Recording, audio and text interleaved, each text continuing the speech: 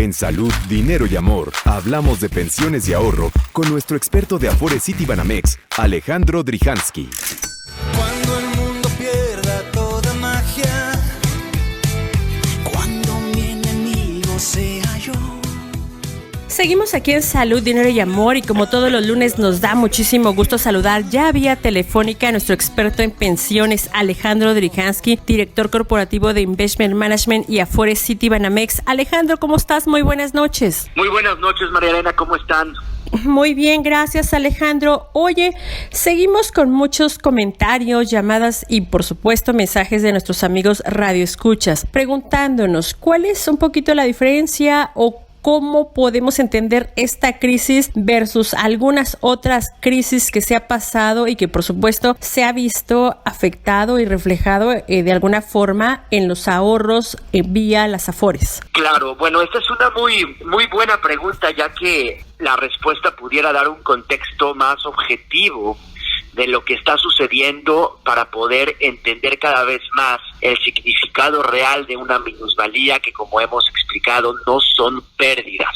Por ejemplo, en la crisis de 2008 de las famosas subprimes, o mejor conocidas como la crisis de las hipotecas, el sistema de ahorro para el retiro en México tenía un valor de alrededor de 880,000 millones de pesos. La caída en ese momento, una vez que la crisis comenzó, fue de alrededor de 50,000 millones de pesos, es decir, un 5.6% del valor total del sistema de ahorro para el retiro. Además, esta caída tuvo una recuperación de alrededor de 7 meses.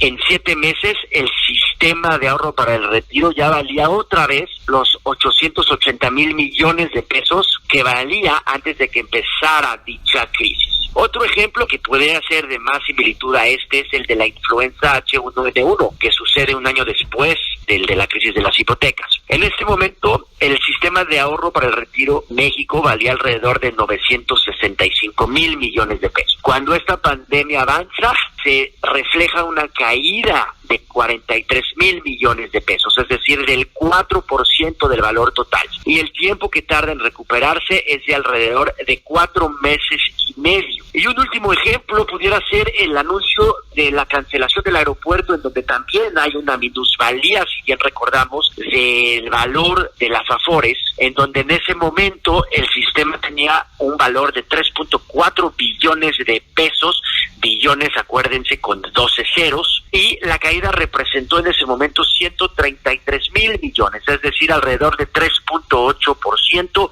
con un periodo de recuperación de alrededor de 5 meses. Por lo que en todos estos podemos ver similitudes con lo que está pasando al día de hoy, en donde lo que hemos visualizado con esta pandemia del COVID-19 es que cuando empieza, el sistema de ahorro para el retiro tiene un valor de alrededor de 4 billones de pesos y que la caída que ha presentado desde que comienza ha sido de alrededor de 130,000 millones de pesos, algo muy similar a la del anuncio de la cancelación del aeropuerto y representando en esta ocasión el 3.1, el 3.2% del valor. Por lo que los principales índices bursátiles aún representan una minusvalía, aún se encuentran sin activarse todavía, pero la caída ya se detuvo, no siguen bajando, por lo que esperaríamos que el periodo de recuperación para que el sistema de ahorro para el retiro llegue a esos 4 billones como antes que empezara la crisis, debería de ser también de alrededor de unos 5 meses y no más,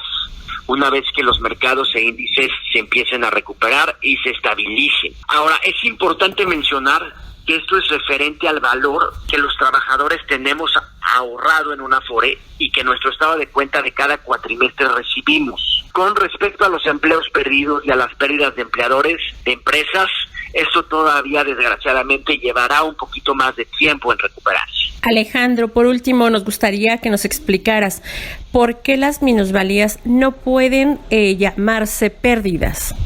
Estas minusvalías son caídas en el valor original, pero recuperarán su valor y seguirán fortaleciéndose a lo largo del tiempo. Sería una pérdida si las personas, como lo hemos mencionado, decidieran salirse de su Afore, cambiarse de su Afore, y entonces esos índices que ahorita se encuentran abajo reflejan un estado de cuenta menor en el saldo total del ahorro, ya no tendrían oportunidad de volver a subir porque la persona ya se cambió de una Afore a otra y la otra Afore tiene otra estrategia de inversión. Entonces no son pérdidas porque ese valor va a volver a subir, no se va a quedar como una pérdida que ya no va a subir, sino que va a volver a subir, y por eso les llamamos minusvalías que a lo largo del tiempo se van a recuperar. Pues ahí está, amigos. Alejandro, muchas gracias y muy buenas noches. Gracias a ustedes. Nos vemos el próximo lunes. Amigos, nosotros seguimos aquí en Salud, Dinero y Amor con mucho más información. Nuestra cápsula de bienestar y seguridad en salud, dinero y amor. Amigos, en nuestra cápsula de bienestar de patrimonio familiar queremos recordar que hace una semana se nombró a Sofía Belmar Berumen como la nueva presidenta de la Asociación Mexicana de Instituciones de Seguros, la AMIS, esto para el periodo 2020-2021. Vamos a platicar un poco de su trayectoria. Es una mujer sin lugar a duda con una fortaleza invaluable, con un conocimiento del sector muy fuerte y por supuesto seguro que tiene muchas herramientas, no solamente para darle nuevos bríos a este sector, sino para seguirlo haciendo un sector muy fuerte, para echarlo para adelante en momentos de una pandemia como la que estamos viviendo. Romina, ¿no es así? Gracias, María Elena. Toda la razón y muy merecido el nombramiento de Sofía. Y hay que recordar que Sofía tiene una licenciatura de actuaría por la UNAM y una maestría en administración por el ITAM. Cuenta con 28 años de experiencia en el sector asegurador y es la primera mujer en presidir la Asociación Mexicana de Instituciones de Seguros tras 80 años de existencia de este organismo, María Elena. De verdad, un gran mérito de Sofía. Así es, y fíjense, Sofía, uno de los objetivos más importantes para ella es desarrollar y crear mecanismos de acceso seguro inclusivo, ya que en México la encuesta nacional de inclusión financiera, que data del 2018, es la más reciente que se tiene, registra que solo 1 de cada 4 personas cuenta con la protección económica de algún tipo de seguro. Ante esto, Sofía dice que va a mejorar las herramientas de protección para las familias de bajos o medianos ingresos. Esto con la finalidad de que puedan recuperar su estabilidad económica en caso de enfrentar una eventualidad. Hay que recordar que la exclusión financiera es un factor de riesgo que agrava la desigualdad social y obstruye el desarrollo económico. Amigos, es muy importante este objetivo que seguramente Sofía lo va a buscar desarrollar en todas las aseguradoras, Romina. Gracias, María Elena. Sí, y también es muy importante mencionar que otra de las prioridades de Sofía será la instrumentación de indicadores de calidad y desempeño de los servicios privados de salud, debido a que México enfrenta retos importantes que incidirán en la demanda de servicios de salud en un futuro. En cuanto a los derechos de los pacientes, cada año millones de personas sufren lesiones o la pérdida de la vida por falta de calidad en la atención. Por ello, es importante conocer el desempeño de las instituciones de salud respecto a los servicios que ofrecen, María Elena. También se ha comprometido a impulsar la cobertura ante riesgo catastrófico, pues los desastres naturales, que cada día son más frecuentes y graves debido al cambio climático, pueden provocar la pérdida de vidas humanas, la destrucción de hogares y fuentes de empleos y afectar la infraestructura básica de un país. Es de ahí, por ello, Sofía Belmar está convencida de que el seguro puede contribuir a crear familias y ciudades más resilientes ante estos fenómenos. Otro de los temas que vigilará Sofía Belmar como presidenta de la AMIS es la protección a víctimas de accidentes viales. No hay que olvidar que en México 44 personas pierden la vida todos los días en este tipo de incidentes, de los cuales 70% corresponden a usuarios vulnerables, es decir, peatones, ciclistas y usuarios del transporte público. Además, estos siniestros representan 1.7% del Producto Interno Bruto. Por ello, es indispensable impulsar la obligatoriedad del seguro de protección a víctimas de accidentes viales mediante una ley, María Elena. Así es, Romina, grandes retos que tiene Sofía Belmar como presidenta de AMIS. Sin lugar a duda va a ser una muy buena labor al frente de AMIS como presidenta de AMIS. 28 años de trayectoria, hablan muy bien de su trabajo y por supuesto de lo que puede hacer y de los alcances que seguramente aquí le estaremos dando a detalle. Amigos, hasta aquí nuestra cápsula de bienestar. Gracias por seguir aquí en Salud, Dinero y Amor de Grupo ASIR 88.9 y es para nosotros un gusto platicar con la doctora Mariana Campos. Ella es coordinadora del Programa de Gasto Público y Rendición de Cuentas de México Evalúa. Mariana, buenas noches y gracias por estar hoy con nosotros aquí en Salud, Dinero y Amor. Hola Claudia, buenas noches y a todo el auditorio que nos escucha. Mariana, cuéntanos cómo ven ustedes los tiempos en México Evalúa respecto a la posibilidad de un periodo extraordinario para sacar esta aprobación que busca Morena de las modificaciones a la ley de presupuesto para poder reasignar el gasto público a la luz de la emergencia provocada por el COVID-19. Claudia, yo creo que es un tema muy relevante.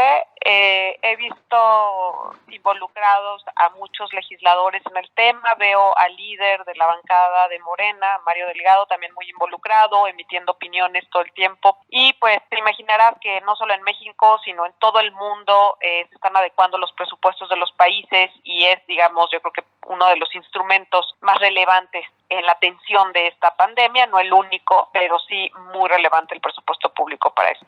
Mariana, se ha hablado, sin embargo, de una búsqueda de reducir, por un lado, la injerencia del Poder Legislativo en la definición del presupuesto, pero sobre todo en la posibilidad pues de modificar una ley de presupuesto y disciplina hacendaria que ya tenía de suyo ciertos controles para evitar pues discrecionalidad o que se dejara desprotegido algunos rubros del presupuesto. Sí, Claudia, yo te cuento que nosotros valoramos esta reforma a partir de lo que se envió por escrito, ¿no? Y lo que se envía por escrito, en efecto, busca reducir la muy poca participación que, en mi opinión, tiene la Cámara de Diputados durante la ejecución del presupuesto público. Pero hay un lapso enorme de un año en donde yo creo que tiene la Cámara un papel bastante chico de lo que podría ser o de lo que se ve en otros países, ¿no? Y en ese sentido, es decir, usualmente el Ejecutivo tiene mangancha para hacer cambios al presupuesto en la cotidianidad. Sin embargo, la ley sí prevé que en una situación crítica, que aquí en la ley, artículo 21, se establece que esa situación es cuando la recaudación cae 3% o más, entonces sí, el Ejecutivo tiene que someter a la Cámara una revisión del programa de recortes. Creo que aquí lo que se busca por escrito es eliminar esta participación y que más bien el Poder Ejecutivo sea quien defina estos cambios y también, si bien la ley ahorita dice una caída del 3% en la recaudación, ya queda claro cuál es el escenario. También en la reforma lo que se busca es hablar de una emergencia económica, es decir, algo como que no queda muy delimitado, ¿no? ¿Qué entendemos por emergencia económica? ¿Cuáles son los tiempos? Regreso a la pregunta, tiempo y correlación de poderes. Un periodo extraordinario y una combinación de fuerzas políticas que pudieran de alguna manera pues zanjar esta posibilidad de que se presente una iniciativa en estos términos. Lo que la ley dice es que cuando el Ejecutivo se percate de una caída del 3% y tiene que hacer llegar su presupuesto a la Cámara, dice claramente que 15 días después de que se percate. En ese sentido, oficialmente, el Poder Ejecutivo se percató el 1 de abril cuando envió esas estimaciones a la Cámara, admitiendo que este año hay una caída mayor a la de 3% que establece la ley. En ese sentido, pues en teoría el 15 de abril debió haber presentado ya esta propuesta a la Cámara y no lo ha hecho. Entonces, bueno, pues creo que es un tema muy relevante que posiblemente sí dé para generar ese extraordinario, pero bueno, ya veremos. Mariana, finalmente, ¿cuál sería desde la perspectiva de México Evalúa el mejor escenario para la reasignación del gasto público, para abonar a la transparencia y a las buenas prácticas? Bueno, la realidad es que en un país democrático como es México, porque así lo tenemos definido en nuestra Constitución, el presupuesto tiene un carácter democrático, la facultad o lleva mano el Congreso en el presupuesto.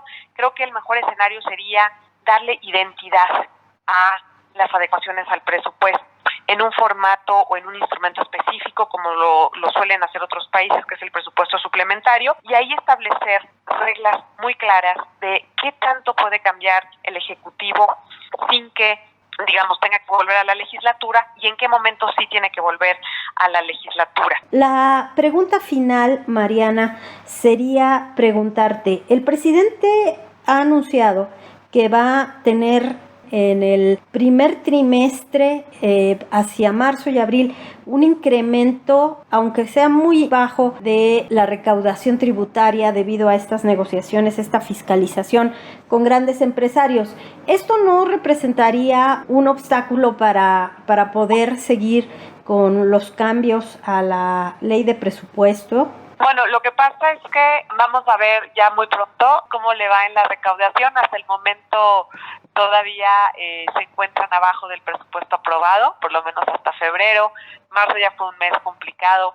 Yo creo que está por verse si esos datos se cumplen. Finalmente, como te comenté, en los precriterios ya se envió la notificación el 1 de abril de que esperan una caída por lo menos de 155 mil millones de pesos. Ya está por escrito y notificado el Congreso. Y nosotros, haciendo la verdad un recuento, nos damos cuenta que la caída va a ser incluso mayor en este año, porque ellos están asumiendo un crecimiento o una caída en el crecimiento de menos 2.9% del PIB, pero en este momento los principales analistas económicos, financieros, incluido el Fondo Monetario Internacional, la CEPAL, diversos bancos, no creen que México, que la caída del crecimiento económico sea menor a 6%, ¿no? Están más o menos entre menos 6% y 10%. Con esa caída nosotros estimamos que serán alrededor de 280 mil millones de pesos lo que veamos perdido en recaudación este año. Entonces, pues iremos confirmando esto también con los informes. Pues Mariana Campos, otra vez muchas gracias por estar aquí esta noche en Salud, Dinero y Amor. Ella es responsable en México Evalúa de rendición de cuentas de gasto presupuestario. Gracias, Mariana. En Salud, Dinero y Amor te acompañamos, te orientamos, te decimos, te recomendamos.